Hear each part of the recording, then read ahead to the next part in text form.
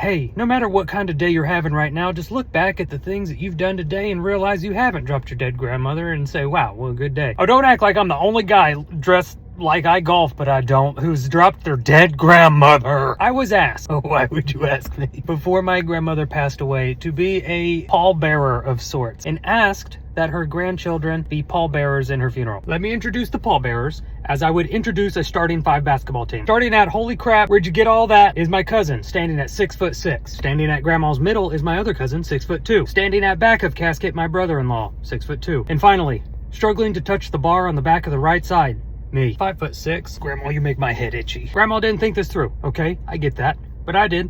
I thought it through all the way. I've been picked up enough by grown men to know been married to my wife for 4 years, okay? She ain't got the ick yet. She also hasn't seen me been picked up by grown men. But if she were to have been at my grandmother's funeral, she would have seen her husband being picked up by grown men. Here's what happened, okay? I was relegated to the back end of the casket. I don't know why. And the funeral home that was running the ceremony said, hey, this is how we do it. You stand with your backs towards the coffin mobile, and then we'll wheel your grandma out to you. And I said, cool. I'll just wait here until that handlebar reaches down by my waist, and I'll carry my grandma down this hill, into the dirt, go get a burger, and then weep in the shower later. I like to plan my day before I do it. So I'm standing facing this way. The casket basket's behind me.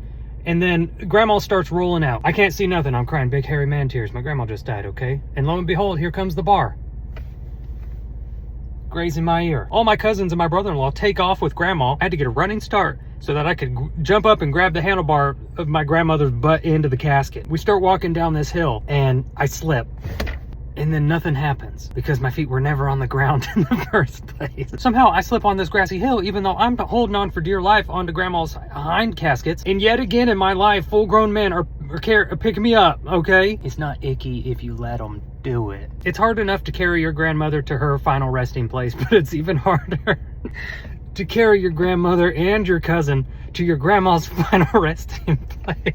It was so gentle. It was like the most delicate little kisses on the ground. Okay, and then I floated off again. We get down to the gravesite where you're supposed to put her on these straps and these rollers. That way she could go down in the dirt and I'll cry in the shower later. And I don't know how to describe it other than we dropped grandma. They dropped me too, okay? This story isn't just about grandma. I got dropped too. It seemed as though someone in the front row was eager to get grandma in the dirt, okay? I wept in the shower. So we get started with the service and the funeral home people are like, oh wait, she's backwards. Hey, I understand every word you said, but what are you talking about? Apparently her head has to face east. I don't know, something about the magnetic poles or Jesus, I don't know. Which way does the sun rise? Wouldn't know.